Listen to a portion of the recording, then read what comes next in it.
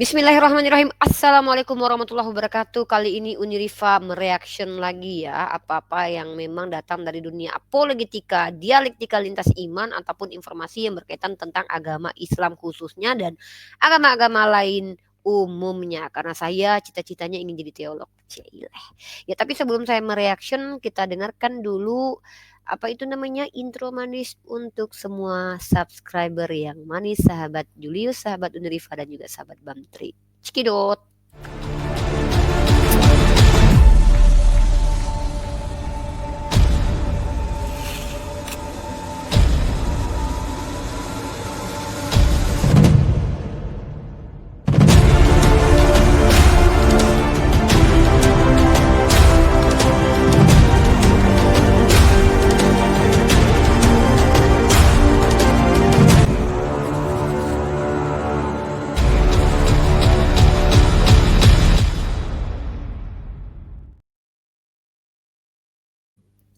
Oke, kali ini saya ingin memberikan ucapan selamat buat Agatha telah memenangkan uang 10 miliar ya.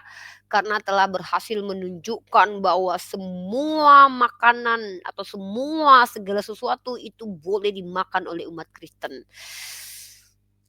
Ya, tapi nggak apa-apa. Itu namanya umat Kristen ya. Memang umat Kristen adalah umat yang tidak memiliki haram-haraman ya. Dan itu kan kita validasi dari pernyataan apologet penginjil ya. Penginjilnya adalah seorang Agatha, teman-teman. Dan kredibilitasnya apa? Ya mungkin kepenuhan Roh Kudus ya. Jadi menurut orang Kristen Agatha adalah orang yang mewakili Tuhan dan bahkan dia mengutipkan ayat dan ayat ini keren sekali, kita akan tunjukkan teman-teman bagaimana Agatha memenangkan uang 10 miliar karena berdebat dengan orang Kristen sendiri. Dan kita dengarkan teman-teman seperti apa diskusi antara umat Kristen dengan Agatha ini ya. Mari kita simak, markimak, ini dia videonya. Jawab, tidak Tuhan, tidak, sebab aku belum pernah makan sesuatu yang haram dan yang tidak tahir. Lalu di ayat yang 15, kedengaran pula untuk kedua kalinya suara yang berkata kepadanya, apa yang dinyatakan halal oleh Allah tidak boleh engkau nyatakan haram. Dah selesai. Sudah selesai. Sudah selesai, betul. Sudah? Nggak ada kelanjutannya kalau kisah 10 mengenai Petrus dan Cornelius. Ada kelanjutannya, tapi yang kau mau tanyakan apa? Mau ngetes apa gimana, Bang? Bukan ngetes. Masalahnya ayat itu emang berbicara mengenai makanan. Sekarang pertanyaannya gini, Pak. Sekarang Ayat yang... pertanyaan gini. Oh enggak, Bapak mau tanya atau mau ngetes? Iya, sekarang aku mau nanya lagi. Kan aku udah bilang tadi, Kristen itu kan ada yang makan babi, ada nggak makan babi. Kristen itu nggak pernah dilarang makan babi, Pak. Di mana dalilnya Kristen dilarang makan babi? Sekarang aku mau tanya, emang kamu tahu dari mana babi itu makanan? Babi itu makanan, Pak. Itu bisa diolah menjadi makanan. Di mana dalilnya Ibu kasih tahu, saya kasih 10 miliar. Dalilnya di mana bahwa babi itu halal dan babi itu makanan. Jangan nginjilin yang kebenar. Loh, babi itu bisa dimakan, Pak, diolah jadi makanan. Kalau kamu udah bilang kayak gitu, ditulis di mana, ayat mana, kasih tahu saya. Oke, Pak Slap buka, semua halal bagimu namun tidak semua berguna. Oke. Buka. Kan telingamu pun itu halal bagi saya. Wude. Kenapa? Keren. Segala sesuatu halal bagiku, tetapi bukan semuanya babi berguna. di sini. Termasuk babi. Kau pun halal bagi saya. Wah. Apa sih 10M? 10M apa itu 10M? Ya, kalau bilang ada babi gitu kan mau dikasih 10 M. Bayar. Cepat. Segala sesuatu termasuk babi. Bayar. Ayo loh. Sekarang saya tunggu. Kamu menantang saya penginjilan. Kamu jangan membantah penginjilan saya. Keren. Mana? Ya, selamat untuk Agatha yang telah memenangkan uang 10 miliar karena berhasil menunjukkan bahwa umat Kristen itu menghalalkan manusia. Agatha dengan telak mengatakan, segala sesuatu halal bagiku, bahkan telinga bapak yang bertanya itu halal. Bapak itu dimakan Agatha halal, guys. Hati-hati kalian. Hati-hati, pokoknya kalian deket-deket Agatha, hati-hati. Telinga kalian halal sama dia gitu. Ya kalau berguna bagi dia ya halal. Berguna nggak buat dia, yang penting kalau berguna aja udah. Jadi kalian mau makan apa aja asal berguna buat kalian tuh halal. Gitu ya. Jadi ingat teman-teman ya, ini keren banget nih. Saya baru ini menemukan ada umat Kristen yang dengan terang-terangan mengambil ayat yang sering saya kutipkan ini. Saya selalu bilang nih, kalian Kristen tuh nggak ada larangan kalian makan apa aja. Pepes mayat juga boleh kalian makan loh. Agatha telah menunjukkan bahwa apa yang saya sampaikan selama ini terkait umat Kristen yang boleh makan apa aja divalidasi loh sama penginjil ortodok yang terkenal di seantero tok-tok ini. Bahwa ternyata menurut Agatha manusia juga halal asal berguna. Jadi kalau suatu saat ada manusia, jadi ingat perang salib guys. Wah, jadi saya ingat perang salib nih guys. Pantas waktu perang salib itu maka orang Kristen itu makan manusia. Dan itu tidak berdosa bagi mereka guys. Anjay, sebentar. Saya jadi ingat ini. Waduh, saya ingat tentang makanan yang dimakan oleh mana. Duh, ngeri saya nih. Benar ini perang salib. Ini saya pernah bahas perang salib di mana waktu perang salib itu ada laskar-laskar Kristen yang makan manusia. Aduh. Yes. Iya. Ternyata emang boleh tuh di agamanya loh. Karena pada waktu itu makanan nggak ada, jadi boleh makan mayat guys. Nih, mana. Wah, ini perang salib. Perang salib. Oh, ini saya tunjukin data. Pantesan, ternyata ya boleh kok di agamanya ya. Waduh, kata Agatha, kuping bapak tadi halal, bahkan bapak tadi tuh halal asal berguna. Jadi kalau si perang salib, waduh, ngeri. Hati-hati lo kita ya. Jadi takut aku takut deket-deket Agatha, takut dimakan kupingku ya. Kata Agatha, halal kupingmu itu loh, asal berguna bagi Agatha loh. Dan apa yang dikatakan Agatha itu teman-teman bukan hanya sekedar ajaran biasa, tapi juga telah diimplementasikan sama pasukan salib ketika mereka menyerang Yerusalem. Dan itu dilakukan dan dihukum agama mereka ini ndak apa-apa, ndak dosa. Wong segala sesuatu halal kok. Ya, takut. Kita bahas ini. Aduh, ngeri juga Rek. Potret kekejaman pasukan salib dari Republika memakan jasad korbannya. Saya baca ya. Republika.co.id Jakarta. Dunia Islam dan Kristen pada abad pertengahan sangat kontras. Ya kita lanjut sajalah pada kejahatannya ya. Graham E. Fuller, guru besar sejarah dari Simon Fraser University dalam A World Without Islam, mengatakan orang-orang Kristen yang sampai ke Yerusalem saat itu umumnya adalah orang-orang BODOH, serta bingung secara budaya dan geografis. Tak sedikit dari mereka yang datang dalam keadaan lapar, sehingga terdorong nafsu untuk melakukan kekejaman dalam skala masif di negeri orang. Aku jadi mual serius membayangkan ini. Bahkan muncul pula kasus kanibalisme.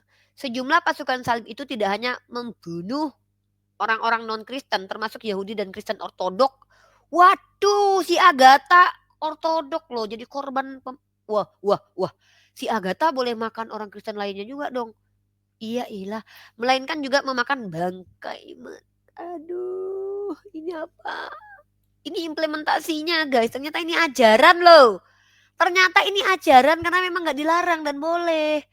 Di Ma'ara atau Suriah, pasukan-pasukan kami berebus orang-orang kafir dewasa dalam panci-panci massa. Mereka memanggang anak-anak di panci-panci panjang dan belah. Mereka begitu kesakian Radulf dari Cain, seorang yang prajurit salibis pada. Aku jadi meriang bacanya. 1098. Kondisi demikian tak sebanding dengan toleransi yang diberlakukan Umar Ibnu Khattab. Ya, sejarah mencatat pasukan muslimin di bawah pemerintahan Al-Faruq berhasil menaklukkan Baitul Maqdis pada tahun 637 Masehi. Semasa hidup Nabi Muhammad SAW tidak pernah berada di bawah kendali politik muslim, maka masa kekhalifahan Umar Ibnu Khattab yang merupakan khalifah kedua Islam menjadi tonggak amat penting. Jadi ceritanya Agatha membenarkan bahwa Oten itu boleh makan apa saja, yang penting berguna. Jadi ketika ada kanibalisme yang terjadi di perang salib itu, ya ndak apa-apa gitu loh. Tuhan mereka benarkan karena berguna pada waktu itu, nggak ada makanan lagi. Dan sebenarnya kita akan kajian yang lebih dalam ya. Oke. Sebenarnya teman-teman kita akan membahas lebih dalam lagi masalah ini. Ini bukan hanya terkait tentang makanan, teman-teman. Tadi Agatha itu mengutip surat-surat dari Paulus. Betul sekali teman-teman. Yang menghalalkan segala sesuatu itu adalah Paulus. Ya, kalau Agatha percaya ketika Paulus mengajarkan segala sesuatu halal bagiku, pertanyaannya kenapa Agatha menjadi penginjil? Kenapa Agatha ini menjadi tolong buat umat Kristen titip pertanyaan sama Agatha. Kalau dia mempercayai pernyataan Paulus bahwa segala sesuatu halal baginya termasuk kuping bapak yang bertanya dan bapak tadi kata dia kan begitu ya. Tolong kenapa Agatha nggak patuh kepada pengajaran Paulus lainnya? Di mana di situ dikatakan bahwa perempuan tidak boleh mengajar ya. Kalau kita lihat teman-teman di sini kita tunjukkan ayatnya bahwa perempuan itu tidak boleh mengajar kata Paulus loh ya. Ini dalam 1 Timotius pasal 2 nomor 12. Pertanyaan saya Agatha menanggapi ayat ini gimana nih? 1 Timotius ya kita lihat 1 Timotius pasal ke 1 Timotius pasal kedua nomor 12. Kita lihat di sini. Ya. Cara ini kita lihat. Kalau memang Agatha sepatuh itu kepada Paulus, karena Paulus mengatakan segala sesuatu halal bagiku. Kata Paulus segala sesuatu halal bagiku dan Agatha mengikuti itu. Kuping orang tuh halal bagi Agatha. Tapi kenapa Agatha nggak mengikuti ajaran Paulus ini? Ini 1 Timotius pasal 2 nomor 12. Pertanyaan saya ini. Aku tidak mengizinkan perempuan mengajar dan juga tidak mengizinkannya memerintah laki-laki, hendaklah dia berdiam diri. Ini Agatha kenapa nggak ikut ini? Kenapa dia jadi penginjil? Dia bilang jangan menghalangi penginjilan saya. Loh, Paulus mengajarkan kok, aku tidak ngizinin perempuan mengajar kok. Ini Agatha kenapa satu ayat ambil membenarkan doktrinnya tapi kok malah lupa sama ajaran ini. Perempuan nggak boleh ngajar, kok malah ngajar di TikTok Agatha. Ya, aku tidak izinkan perempuan mengajar. Nanti Agatha ngeles. Ini itu kan di jemaat, itu kan di gereja. Saya kan di TikTok ngajarnya. Biasanya gitu, ya. Hendaklah dia berdiam diri. Inilah kenapa saya katakan bahwa kebanyakan dari mereka tuh hipokrit, ya. Perempuan nggak boleh ngajar kata Paulus ya. Agatha ya dengar ya, kamu nggak boleh ngajar. Nah, lanjut. Saya akan menunjukkan bahwa memang Pauluslah sumber dari pembatalan hukum-hukum Taurat dan bukan hanya hukum Taurat. Bagaimana kedudukan hukum Taurat menurut Paulus? Saya akan buka 1, 2, 3, 4, 5, 6, 7, 8 ayat. Bagaimana sudut pandang Paulus terkait hukum Taurat dan mungkin akan ditambah lagi dengan ayat-ayat lainnya ya. 1, 2, 3, 4, 5, 6, 7, 8 ayat saya akan kupas tuntas. Pelan-pelan kita akan jadikan ini bahan diskusi untuk umat Kristen dimanapun kalian berada. Tujuan kita apa? Edukasi. Tujuan kita adalah mengedukasi dan memberikan pendapat kita sebagai orang yang berakal. Ingat kata Agatha, menurut Agatha segala sesuatu halal bagi Agatha termasuk kuping manusia, termasuk manusia dan bahkan pepes bayi pun boleh dimakan Agatha asal berguna buat Agatha. Suatu saat kalau ada orang yang mengatakan berguna makan bayi boleh, Agatha nggak berdosa. Bahkan di perang salib sudah dilakukan hal itu. Makan BANKAY aja, bangkai aja itu boleh ya. Dan kita akan tunjukkan bagaimana kedudukan hukum Taurat menurut pendapat Paulus ya. Kita akan rujuk kepada Tara! 1, 2, 3. Asik. Kelihatan dong saya? Kelihatan dong. One by one. Let's wikidot ya. Pertama saya akan bukakan ayatnya di Filipi pasal 3 nomor 8. Nah, kita buka teman-teman. Perikopnya adalah kebenaran yang sejati ya. Kalau kita lihat di Filipi pasal 3 nomor 8,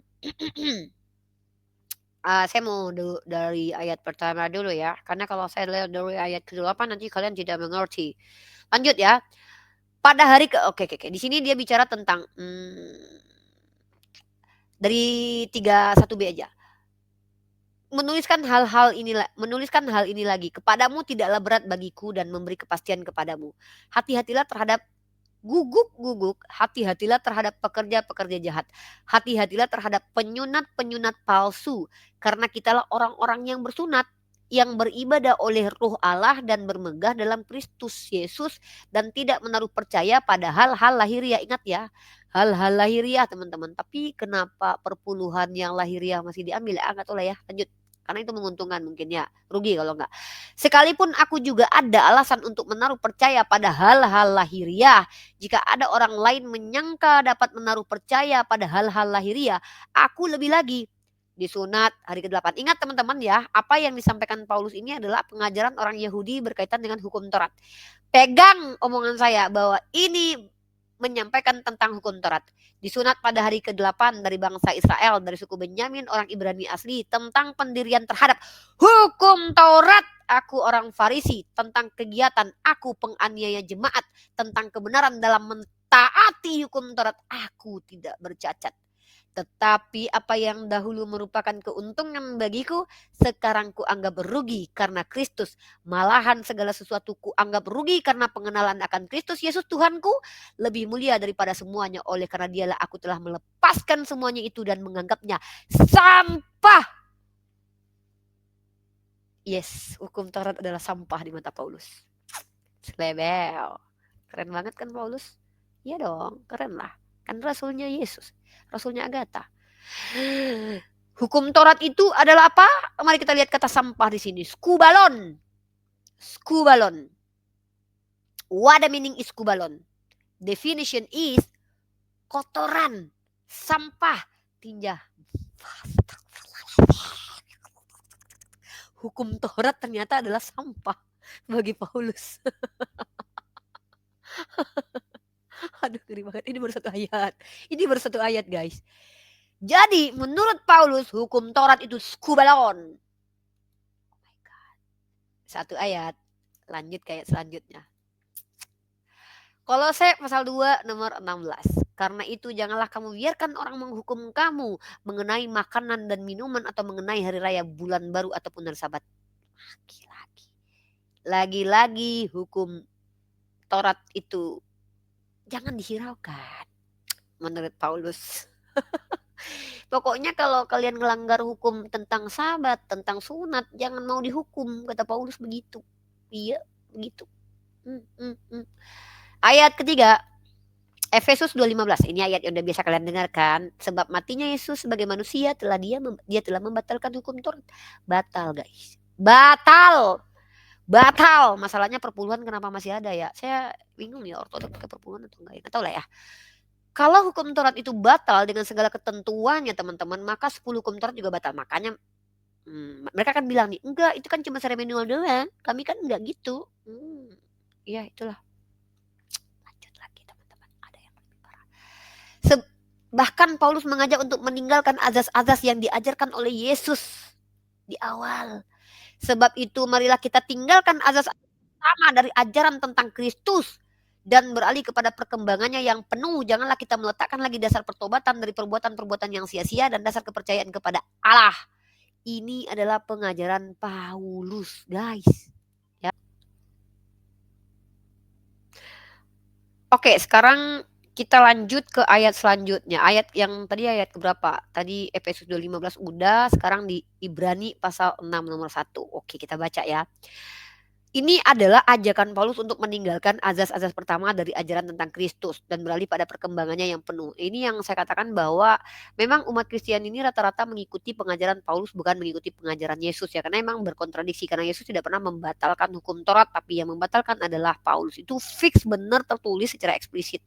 Walaupun kalau ditanya orang Kristen akan ya berbelit-belit seperti biasa. Lalu kalau kita lihat lagi dalam Galatia pasal 3:25 nih. Ini jelas banget teman-teman ya, kalau kalian baca ini dari ke-25 ya, mungkin aku ambil semuanya aja. Oke, di 25 ketunjuk di 25 25 25 25 25 di sini nih. Tetapi kitab suci ini nih, bahkan tadi ya kayak sampah kitab suci. Sekarang ini. Ternyata yang lebih parah tuh ini. Tetapi kitab suci telah mengurung segala sesuatu di bawah kekuasaan dosa. Bayangkan loh, kitab suci yang Tuhan turunkan, Tuhan berikan, itu justru mengurung manusia dalam kekuasaan dosa. Gila gak sih? Gila gak? Tetapi kitab suci telah mengurung segala sesuatu di bawah kekuasaan dosa, supaya oleh karena iman dalam Kristus, janji itu diberikan kepada mereka yang percaya. Sebelum iman itu datang, kita berada di bawah pengawalan hukum Taurat dan dikurung sampai iman itu telah dinyatakan. Jadi hukum Taurat adalah penuntun bagi kita sampai Kristus datang supaya kita dibenarkan karena iman. Sekarang iman itu telah datang, karena itu kita tidak berada lagi di bawah pengawasan penuntun. Sebab kamu semua adalah anak-anak Allah. Nah ini adalah pengajaran Paulus bahwa hukum Taurat itu sudah tidak berlaku lagi. Jadi Agatha mau makan manusia juga nggak apa-apa gitu ya. Lanjut dalam Roma pasal 1 nomor 16. Sebab aku mempunyai keyakinan yang kokoh dalam Injil, karena Injil adalah kekuatan Allah yang menyelamatkan setiap orang yang percaya, pertama-tama orang Yahudi tetapi juga orang Yunani. Ini Injil ya, maksudnya itu merujuk kepada Taurat, bukan Taurat ya, tapi ke Injil. Artinya itu dia kenapa dikatakan expire lah ya, hukum perjanjian lama. Lanjut. Nah, jadi ini lagi nih. Jadi manusia itu menurut si Paulus, mereka dibenarkan karena iman, bukan karena melakukan hukum Taurat. Bukan karena melakukan hukum Taurat. Padahal nanti saya akan kasih data di mana nanti. Saya akan menunjukkan bahwa pengajaran Paulus itu bertentangan dengan pengajaran para nabi, Bani Israel dan juga pengajaran Yesus. Kita akan tunjukkan itu semua, oke? Nah, malahan segala sesuatu kuanggap rugi karena pengenalan akan Kristus Tuhanku lebih mulia daripada semuanya. Oh, ini yang tadi ya, ini tadi Filipi pasal 3:8 tadi. Ini intinya mengatakan hukum Taurat itu seperti sampah, gitu ya. Oke, sekarang saya akan tunjukkan bagaimana sih sudut pandang Yesus terkait hukum Taurat. Mari kita bahas slowly tapi pasti. Ini saya kasih datanya. Oke, kita lanjut sekarang untuk membuktikan apakah antara ajaran Paulus dengan ajaran Yesus ini terkorelasi teman-teman, atau sama, atau jangan-jangan berkontradiksi, atau jangan-jangan Paulus ini adalah orang yang menjadi sebagai penyesat atau nabi palsu, atau jangan-jangan Paulus ini adalah pembinasa keji. Dan kita akan membahas itu sedikit demi sedikit, karena ini hanyalah sebuah analisis yang saya lakukan karena belajar kristologi dari Bible. Oke, lanjut. Dan ada satu ayat lagi bagaimana hukum Taurat di mata Paulus. Saya akan tunjukkan seperti biasa. Ini dia share screen, kemudian Windows, lalu kemudian ini, lalu kemudian ini, kita share. Ini dia. Tara. Baik. Terima kasih Bapak-bapak, Ibu-ibu. Galatia pasal 3 ayat 10 ini yang selalu saya bahas teman-teman. Teman-teman kalau punya aplikasi Bible ya, itu silakan dilihat ini lihat ini kan. Ini dia aplikasi Bible. Aku punya. Jadi di sini kalau kita klik tuh ada bintangnya, nanti ayatnya terkorelasi atau penggenapan penubuatan nanti ada disambungin di ayat ini. Nah, ini sama gini nih. Dalam Galatia pasal 3 nomor 10 teman-teman kalau baca, karena semua orang yang hidup dari pekerjaan Taurat itu berada di bawah kutuk, teman-teman. Menurut Paulus, orang yang berada hidupnya di bawah hukum Taurat itu terkutuk, berada di bawah kutuk. Sebab tertulis kata Paulus, terkutuklah orang yang tidak setia melakukan segala sesuatu yang tertulis dalam kitab Taurat. Parahnya di sini Paulus melakukan aksi apa? Aksi mempelintir kitab suci. Galatia pasal 3 ayat 11 ini diambil ya, sebab ada tertulis. Paulus mengambil kutipan, mengutip sebuah diksi dari perjanjian lama. Tepatnya di mana teman-teman? Di dalam Ulangan pasal 27 nomor 26. Apakah betul tertulisnya seperti ini? Terkutuklah yang tidak setia melakukan segala sesuatu yang tertulis dalam kitab Taurat. Mari kita buka yang pertama Ulangan pasal 27 nomor 26. Saya sudah ada ayatnya ya. Ulangan pasal 27 nomor 26. Nah, teman-teman mari kita bahas di sini ya.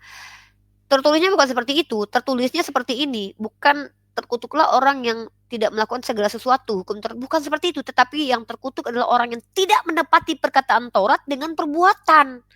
Kalau memang Tuhan Bani Israel mengutuk setiap orang yang melakukan hukum Taurat tidak komplit 600 sekian misfot, maka itu terkutuk. Maka harusnya semua manusia terkutuk. Musa terkutuk, Daud terkutuk, Henok terkutuk, Elia terkutuk. Karena apakah mungkin manusia itu sempurna melakukan hukum Taurat, teman-teman? Dan itu apakah umat Kristen berani mengambil konsekuensi logik bahwa semua tokoh-tokoh Alkitab itu terkutuk karena mereka adalah orang yang tidak mungkin sempurna menjalankan 600 sekian misfot. Bahkan bantahan bahwa Tuhan Bani Israel itu mengutuk semua orang yang menjalankan hukum Taurat tidak lengkap dengan cara apa? Ketika orang Yahudi melakukan kesalahan dengan melanggar hukum Taurat, Tuhan berikan apa? Tuhan berikan cara menebus dosa dengan mengorbankan hewan ternak. Maka Paulus mempelintir, terlihat mempelintir. Ini jelas pembelintiran ya. Karena dia mengutip sesuatu tapi merubah kutipannya. Kalau di dalam Ulangan 27-26 dikatakan terkutuklah orang yang tidak menepati perkataan hukum Taurat ini dengan perbuatan, Paulus menggantinya dengan kata-kata apa di Galatia tadi kita baca lagi. Terkutuklah orang yang tidak setia melakukan segala sesuatu yang tertulis dalam kitab hukum Taurat. Diganti, ini maknanya beda. Coba kalian perhatikan diksinya. Terkutuklah orang yang tidak setia melakukan segala sesuatu yang tertulis dalam kitab Taurat. Artinya ada kewajiban melaksanakan semua kan. Kalau tidak dilaksanakan semua terkutuk kan. Tapi yang tertulis itu bukan seperti itu. Tertulis itu begini. Terkutuklah orang yang tidak menepati perkataan hukum Taurat dengan perbuatan. Diganti coy sama Paulus. Padahal boleh nggak ganti-ganti kitab suci? Nah, silahkan kalian pelajari sendiri. Lanjut. Dan bahkan hukum Taurat itu adalah hukum yang diperintahkan oleh Tuhan. Bagaimana mungkin? Coba kalian renungkan. Tuhan kasih hukum Taurat. Tuhan tahu dong kapasitas manusia. Ketika Tuhan kasih hukum Taurat ribuan tahun untuk Bani Israel, lalu Tuhan suruh manusia harus sempurna ikutin hukum Taurat. Ya memang ada dalilnya sih. Kalian harus sempurna seperti Tuhan. Apa Tuhan tahu kalau manusia ini bisa atau tidaknya sempurna seperti Tuhan? Kalau seandainya manusia tidak sempurna seperti Tuhan, lalu masuk neraka semua. Ya itulah doktrin Kristen, upah dosa adalah maut. Pada akhirnya apa teman-teman? Dari upah dosa adalah maut, kemudian tidak ada yang sempurna. Pada akhirnya Tuhan yang harus menjadi pembersih mereka. Mereka nggak perlu bertanggung jawab lagi dengan ketidaksempurnaan mereka. Itulah doktrin agama Kristen. Padahal kalau memang seperti itu, ini Tuhan kayak nggak ngerti. Ini lagi kasih hukum kepada manusia. Tapi apa Tuhan nggak tahu kalau seandainya manusia nggak ada yang mampu? Udah tahu manusia nggak mampu, ngapain dikasih hukum Taurat? Iya kan? Ini Tuhan gimana nih cara berpikir Tuhan? Ya. Ini ibarat kata saya tahu nih anak saya umur 5 tahun. Saya wajibkan dia bawa gas 20 kilo. Kalau enggak kamu bukan anak saya. Saya tahu dia nggak mampu, umurnya baru 5 tahun. Tapi saya paksa dia membawa gas 20 kilo. Saya normal atau psikopat teman-teman? Saya akan jawab sendiri. Nah lanjut ya, kalau kita lihat dalam 1 Raja-Raja pasal kedua, nomor ini pesan Daud yang terakhir sebelum meninggal. Ketika saat kematian Daud mendekat, ia berpesan pada Salomo anaknya, aku ini akan menempuh jalan segala yang fana, maka kuatkanlah hatimu dan berlakulah seperti laki-laki. Lakukanlah kewajibanmu dengan setia terhadap Tuhan Allahmu dengan hidup menurut jalan yang ditunjukkannya, dan dengan tetap mengikuti segala ketetapan, perintah, peraturan, dan ketentuannya seperti yang tertulis dalam hukum Musa, supaya engkau beruntung dalam segala yang kau lakukan, dalam segala yang kau tuju. Tapi kata Paulus, kalau kau melakukan hukum Taurat, kau terkutuk. Kalau Daud mengajarkan anaknya Salomo untuk mengikuti perintah Tuhan dalam hukum Taurat, tapi kata Paulus, orang yang hidup dalam hukum Taurat itu terkutuk, ya. Ya, begitulah. Dan wajar kiranya kita para umat Islam ketika berdiskusi itu selalu menunjukkan arah bahwa Paulus ini terindikasi sebagai penyesat. Karena apa? Karena memang Paulus lah yang gemar sekali untuk meniadakan hukum Taurat. Dia yang banyak sekali untuk membatalkan, meniadakan, mengatakan sampah, kemudian mengatakan tidak berguna lagi, bahkan kutukan. Itu Paulus. Yesus tidak ada. Bahkan Yesus mengatakan begini teman-teman. Dalam Matius pasal 7 nomor 21. Saya udah kayak pendeta kan ngomongnya. Keren banget kan saya. Ya itu dia. Saya ala-ala pendeta nih. Karena sering ngobrol sama pendeta soalnya. Kadang kalau kita ngobrol sama pendeta nanti kayak pendeta-pendeta gitu cara ngomongnya. Ya kan. Saudara-saudara. Coba kalian perhatikan saudara-saudara. Ya perhatikan. Kata Yesus apa? Dalam Matius pasal 21. Bukan setiap orang yang berseru kepadaku Tuhan, Tuhan akan masuk dalam kerajaan surga. Melainkan dia yang melakukan kehendak Bapakku. Teman-teman. Kehendak Bapak ini dapat di mana? Kehendak Bapak itu ya hukum Taurat tadi, guys. Itu kenapa ketika ada seorang yang bertanya kepada Yesus, guru yang baik, Nah, ini dia Markus pasal 10. Ini perkara keselamatan loh. Ini perkara keselamatan, teman-teman. Kalau kita baca ya, semangat banget saya. Iya, saya semangat banget kalau masalah ginian. Pada waktu Yesus berangkat untuk meneruskan perjalanannya, datanglah seorang berlari-lari mendapatkan dia dan sambil bertelut di hadapannya dan bertanya, "Guru yang baik, apa yang harus kuperbuat untuk memperoleh hidup yang kekal?" Jawab Yesus, "Mengapa kau katakan aku baik?" Tapi umat Kristen selalu bilang ya, "Yesus Tuhan yang baik, Yesusku baik." Tapi Yesus sendiri nolak kalau dibilang baik. Udahlah ya, itu masalah lain. Ya, jawab Yesus, "Mengapa kau katakan aku baik? Tak seorang pun yang baik selain daripada Allah saja. Engkau tentu mengetahui segala perintah Allah. Jangan membunuh, jangan berzina, jangan mencuri, jangan mengucapkan saksi dusta, jangan mengurangi hak orang." Ini adalah hukum Taurat, teman-teman.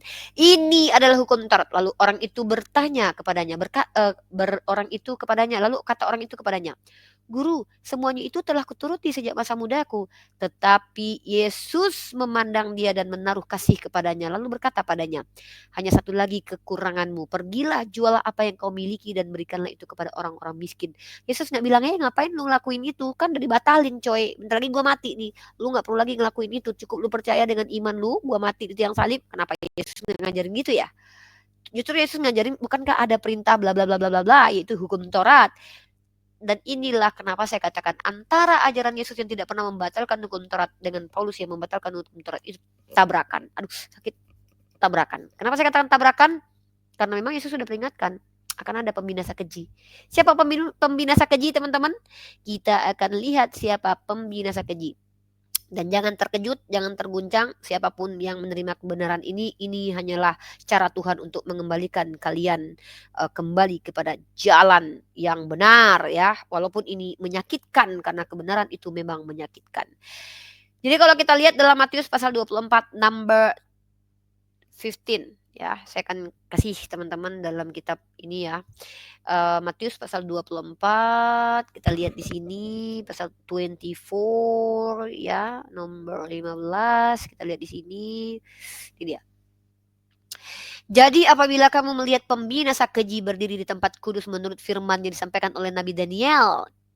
Lihat di sini, mana Daniel, kitab Daniel? Ini dia. Yes, ini dia. Lihat teman-teman, Daniel 9 number 27. Baca. "Raja itu akan membuat perjanjian itu menjadi berat bagi banyak orang." Lihat, yang mengatakan bahwa kitab Taurat tidak mampu dilakukan oleh manusia itu Yesus atau Paulus? Iya. Suaranya mana? Saya dengar sekali lagi. Yang mengatakan hukum Taurat tidak mampu dilakukan oleh manusia siapa? Iya. Pinter. Paulus. "Raja itu akan membuat perjanjian itu menjadi berat bagi banyak orang selama 1 kali 7 masa. Pada pertengahan 7 masa itu ia akan menghentikan kurban sembelihan dan kurban santapan." Jadi pembinasa keji itu siapa? Siapa? Sekali lagi, bukan saya. Terima kasih. Bukan saya. Bukan Nabi Muhammad, bukan Yesus. Bukan Cebi, bukan siapa-siapa. Tapi siapa? Jawab sendiri. Menyakitkan? Betul. Tapi obat juga pahit. Tapi mengobati. Kebenaran itu menyakitkan kawan. Tapi gak apa-apa. Silakan. Makan apa saja boleh. Makan telinga orang boleh. Makan pepes mayat boleh. Makan rahim boleh. Makan plasenta boleh. Makan jari sendiri juga boleh. Asal berguna. Ya, gak apa-apa. Halal. Halal dan thayyiban menurut Agatha. Takut dekat-dekat Agatha. Jangan dekat-dekat sama Agatha. Takut. Nanti telinga kalian dikejar. Saya baru tahu kalau Agatha itu suka kuping ternyata. Ya, jadi saya akan mencoba untuk diskusi online aja lah kalau bisa sama Agatha. Takut saya kalau offline nanti telinga saya dikejar. Kayak seger-seger ya Agatha. Ya, selamat buat Agatha yang telah memenangkan 10 miliar. Semoga dimanfaat di Rusia ya, bermanfaat di Rusia karena konon kabarnya lagi di Rusia ya. Kalau memang tidak, tapi BTW Agatha kalau emang di Rusia kenapa nggak foto sama patung-patung yang ada di Rusia ya Agatha ya? Apakah dia terlalu humble untuk menunjukkan kalau dia berada di Rusia ya? Kalau ternyata dia tidak berada di Rusia, maksudnya berbohong gitu ya? Apakah boleh berbohong? Oh ya lupa. Kalau karena dustaku kemuliaan Tuhan semakin melimpah, kenapa aku harus dihakimi? Benar kan Agatha? Semoga Agatha menikmati uang 10 miliar dari Bapak yang kupingnya diincar oleh Agatha tersebut. Takut saya ya. Begitu saja dari saya. Wabillahi taufiq wal hidayah. Assalamualaikum warahmatullahi wabarakatuh. Salam kebenaran teman-teman.